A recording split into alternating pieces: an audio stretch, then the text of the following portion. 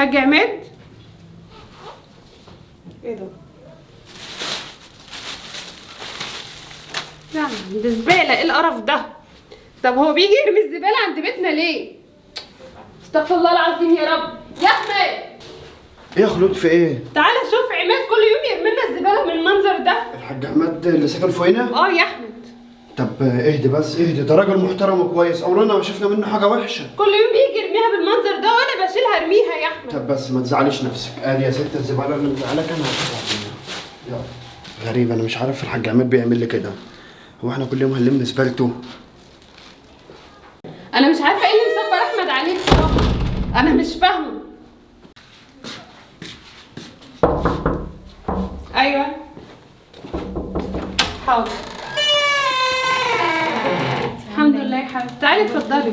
جيت في وقت مش مناسب معلش. لا والله تعالي اتفضلي تنوري. انا عايزه بس اقول لك على حاجه. اتفضلي خير. انا ساكنه فوق هنا، والراجل اللي اسمه عماد ده هو ماله؟ كل شويه يرمي لنا زباله، ومش عارفه ايه الدنيا يعني معاه. ايه ده؟ هو عامل معاكي نفس الحوار ده؟ كل يوم الصبح يرمي الزباله هنا اهوت وياخد بعضه ويمشي، واحمد ياخدها يرميها على اول الشارع.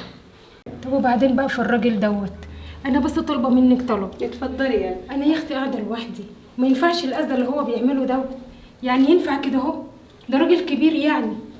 انا بس عايزاكي تقولي لجوزك، يعني يقول له حرام، حرام اللي هو بيعمله دوت يعني كده. حاضر. هو احمد بس راح يرمي الزباله بتاعته اللي بيجي يسيبها لنا كل يوم هنا في الباسكت، وهي اول ما هيجي هقول. طيب يا اختي. طب تعالي اتفضلي. طيب ما تحرمش منك، هروح ارميه، هنعمل ايه؟ معلش. هنعمل ايه في اللي هو بيحصل ده يعني؟ معلش والله يا ما يرضي ربنا. مش عارفه الراجل ده خرف ولا ايه، ما تعرفيش. تعبتك معايا يا حبيبتي. لا يا خلاص حبيبتي ولا اقفلي. يهمك. يلا سلام. مع السلامه يا حبيبتي. انا مش فاهمه الراجل ده بيعمل كده بصراحه.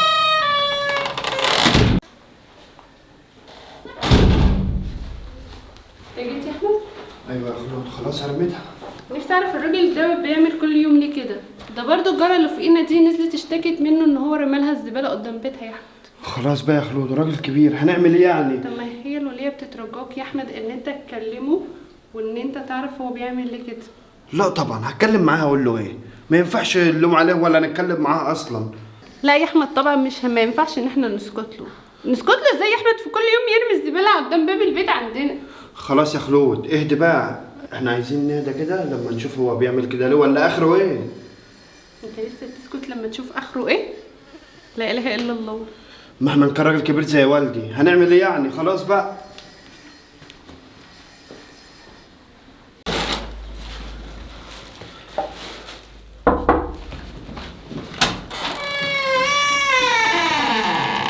انت تاني؟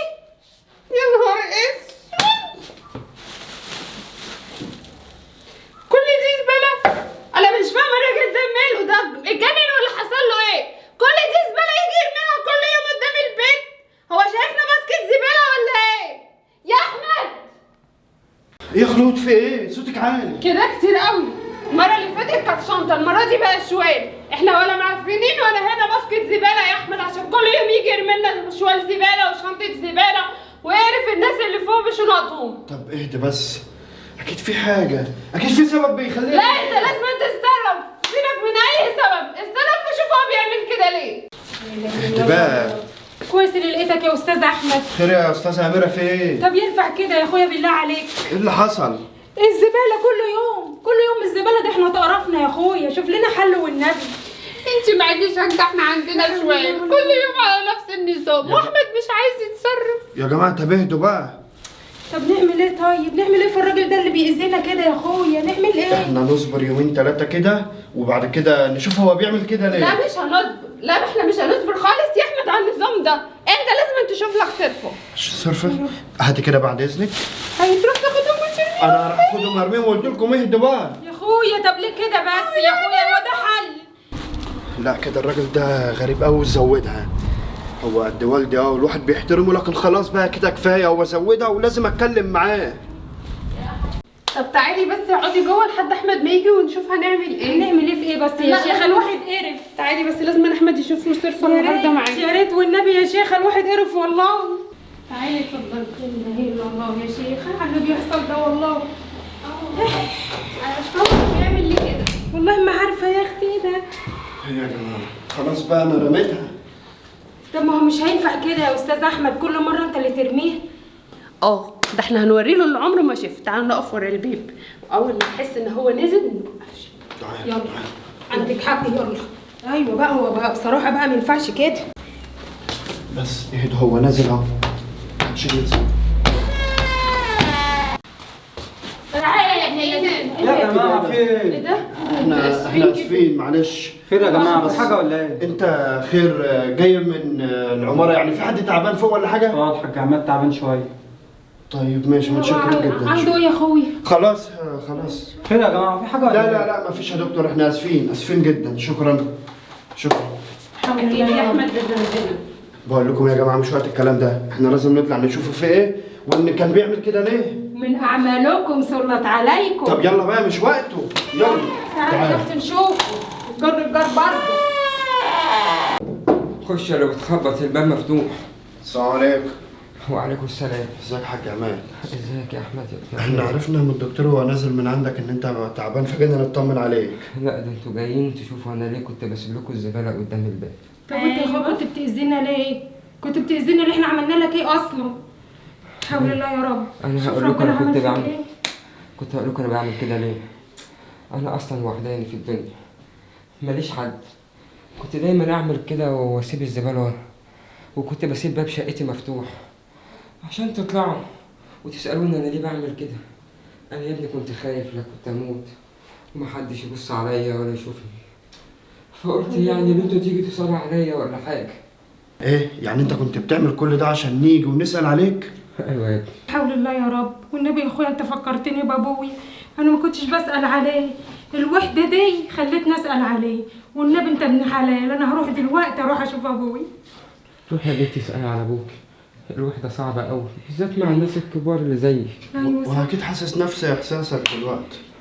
ربنا يشفيك يا اخويا ويقومك بالسلام. أنا أهم حاجة بس بالله عليكم عايزك يا أستاذ أحمد من وقت للتاني يبقى فطول عليا. خلاص يا حاج عماد اطمن، اننا يا احنا اخويا في عينين. عرفنا مش انت هنسيب. بتعمل كده ليه، وما تقلقش احنا زي اولادك وهتلاقينا جنبك. وسامحوني على اللي أنا كنت بعمله. لا مسامحينك يا اخويا، مسامحينك. خلاص مسامحينك. احنا جيران وجيران لبعضيها. ان شاء الله تقوم بالسلام. خلاص كده يا جماعه صافيين. خلاص يا خلود. خلاص. يا اخويا والله هو فكرني وانت لو احتجت اي حاجه احنا معاك. ربنا يديك الصحة يا بنتي. لا يا اخويا مفيش اي منا حاجه، وهتقوم بالسلامه وهتبقى حلوه برضه منا الزباله. احنا مسامحين. خليها على الله. انت محتاج اي حاجه؟ شكرا يا ابني. أهم حاجة يا ابني بتعالى اسأل عليا. خلاص يا حاج عماد اطمن، قلت لك احنا زي اولادك وهتلاقينا جنبك وهنزحقك مننا كمان. نفسي تجوني وتزهقوني بالفعل. طب خلاص يا جماعه روحوا انتوا بقى اعملوا لنا لقمه حلوه كده وانا قاعد مع الحاج عماد شويه. لينا الاثنين. يلا روح. يلا روح. في رعايه الله. طمن يا حاج ما تقلقش، احنا معاك وجنبك، وفعلا مش عايزينك انت اللي تزعل مننا. صعب عليا يا بنتي يا خلود، وانا واقطع في قلبي. طب بقول لك ايه، اكسبي فيا ثواب. روحي انت يا اختي اعملي الاكل، واروح انا اشوف ابويا. حاسس بنفسي قوي، بقالي سنه ما شفتوش. سنه ما شفتيش ابوكي؟ والنبي الفكره دي يا اختي اللي عملها لي الراجل ده بتاعت الزباله خلتني قويني كده اهو. هروح اشوفه باي طريقه دلوقتي. روحي، يمكن دي علامه من ربنا عشان الحمد لله تفوقي. الحمد لله. ربنا ماشي. يشفيه ويزعله. امين يا رب. يلا يا اختي مع السلامه. سلام.